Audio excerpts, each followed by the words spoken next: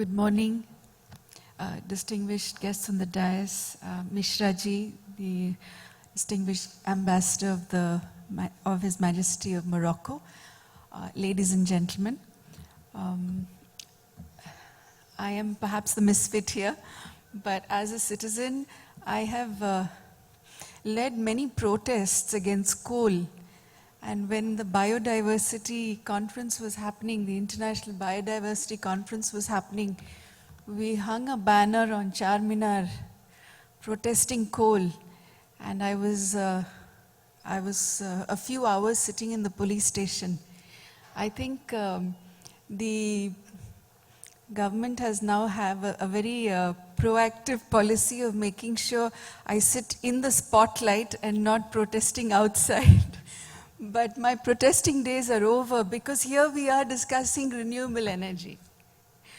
Like when Telangana agitation got over and they started governing, now I have to find a new role. I have to find a new purpose. And it is truly sustainable lifestyles. I'm delighted to be here. Thank you so much for having me. I share my heartiest congratulations and good wishes. We are perhaps a few decades late.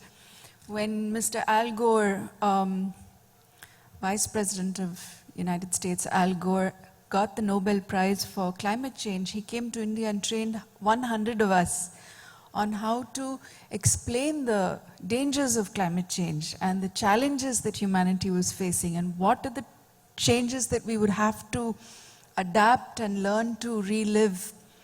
And our mission was to give 100 presentations on climate change post the training.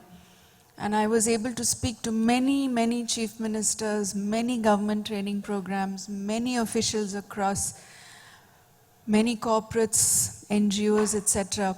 And today, of course, climate change is the key to any discussion in development.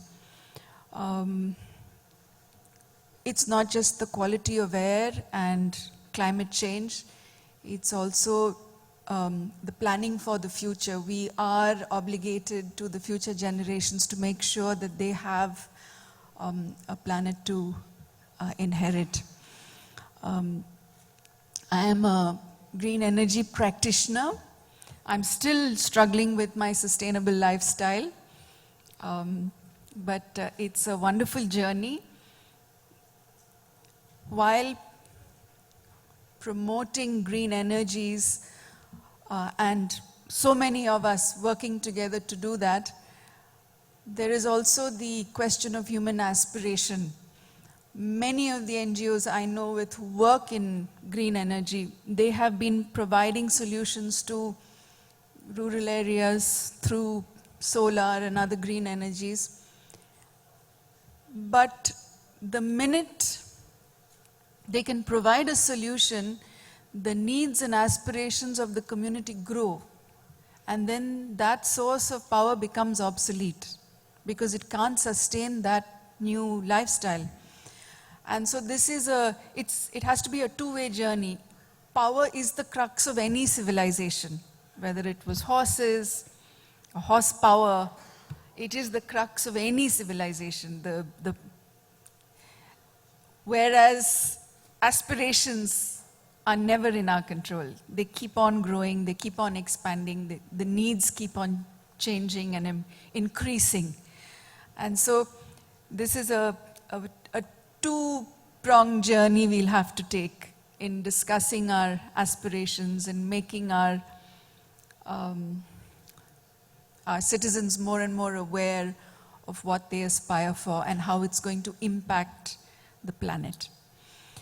I'm only here to share my joy that such a conference is happening. I'm here in full support, and thank you for giving me this opportunity. Namaste.